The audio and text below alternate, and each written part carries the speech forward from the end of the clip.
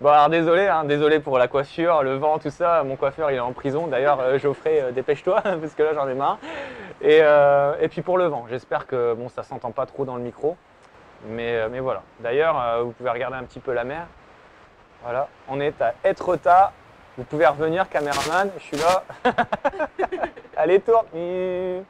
Voilà, on est bon, on est bon, on est bon, on est bon. Salut les champions, j'espère que vous allez bien. Alors dans cette vidéo, je voulais vous parler du duo cardio, musculation dans la perte de poids. Qu'est-ce qu'il vaut mieux privilégier? Est-ce qu'il faut mieux faire du cardio à fond ou de la musculation ou associer les deux? On voit ça tout de suite après le générique.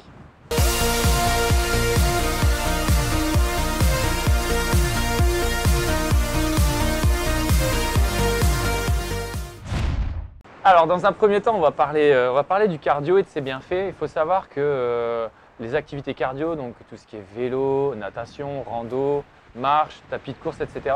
C'est des activités qui sollicitent énormément votre système cardiovasculaire. Donc c'est super intéressant pour ça, pour optimiser un petit peu l'oxygénation des tissus.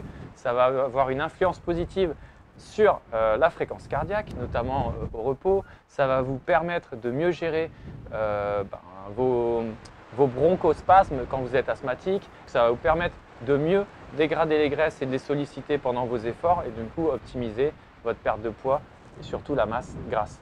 Ça vous permet également de sécréter des endorphines, donc les hormones du bien-être. Le cardio va aussi vous permettre de lutter un petit peu contre l'hypertension artérielle, c'est super important. Ça va également vous permettre de mieux gérer votre sommeil et de le trouver plus facilement, notamment en rapport donc aux endorphines. Le cardio va avoir également un impact sur votre productivité, donc au travail, vous allez être plus efficace. Pourquoi? Parce que vous allez être beaucoup plus concentré grâce à la pratique du sport régulier et notamment celle du cardio. Maintenant, on va parler de la musculation et ses intérêts. Donc, les bienfaits de la musculation, c'est simple, il est multiple. Il a un impact positif sur le squelette, donc j'en ai déjà parlé dans une vidéo. Il va vous permettre d'augmenter la densité osseuse et donc d'avoir un squelette beaucoup plus solide. Ça va également vous permettre d'augmenter votre musculature parce qu'il faut savoir que la musculation, c'est surtout fait pour se construire un corps, notamment une bonne musculature. Et cette musculature-là, elle va avoir un impact sur la dégradation des graisses qui va permettre du coup d'utiliser la graisse comme source d'énergie pendant votre effort. Donc plus vous avez une masse musculaire importante, mieux vous optimisez la dégradation des graisses. En tout cas, c'est un atout. Ce qui nous amène donc à l'optimisation du métabolisme. La musculation, comme ça sollicite quand même un peu plus le squelette, ça le contraint grâce aux charges, ça va vous permettre également de lutter contre l'ostéoporose. Et ça, c'est pareil, avec l'âge, c'est super intéressant. C'est pour ça qu'il faut commencer la musculation, en général, le plus tôt possible. Comme ça, comme c'est un processus long quand même de construire une musculature, de renforcer le squelette, parce qu'on parle quand même d'une échelle osseuse, ça va vous permettre d'aborder l'âge avancé dans de meilleures conditions et d'éviter certains problèmes, notamment celui dû à l'ostéoporose. Alors maintenant, qu'est-ce qui est mieux entre le cardio, la musculation pour perdre du poids? Je pense en fait que la réponse elle est simple, il faut associer les deux. Il faut vous construire un corps donc grâce à la musculation, donc avoir un gros bloc musculation, peu importe si c'est musculation en salle ou à base de crossfit ou chez vous avec un peu de charge, mais il faut de la charge.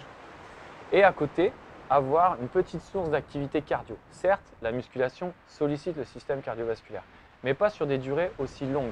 D'accord? Donc on n'est pas exactement sur les mêmes processus énergétiques, il faut vraiment associer les deux.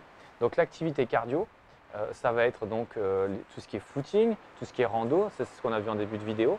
Donc un bon schéma d'entraînement, ça peut être deux séances de musculation par semaine où vous sollicitez l'entièreté du corps sur vos 2 séances et 1 à 2 séances de cardio. Mais par contre, ne vous amusez pas à ne faire que du cardio si vous êtes dans l'optique de perdre de la graisse uniquement. Pourquoi? Parce que le cardio, c'est super efficace pour déstocker les graisses, mais il y a un effet néfaste. L'effet néfaste, c'est celui que quand vous êtes dans l'abondance de cardio et en restriction calorique, vous allez déstocker, vous allez taper en fait, ce qu'on appelle taper dans la masse musculaire, vous allez l'utiliser comme substrat énergétique et du coup vous allez dégrader votre masse musculaire. Et c'est ce qui va se passer si vous faites ça trop souvent. Et au bout d'un moment, finalement, certes, vous aurez perdu de la graisse, mais aussi de la masse musculaire. Et on l'a déjà vu dans une vidéo que je vais vous mettre dans la description. Vous allez également fragiliser votre squelette. C'est pour ça, en fait, qu'il faut contraindre votre corps avec des charges pour qu'il se renforce. Donc, on est vraiment sur l'idée de renforcement, donc de solidification, pour que derrière, votre corps soit plus répondant dans les activités cardio et surtout moins fragile. Donc éviter les tendinites, etc. et les fragilités osseuses.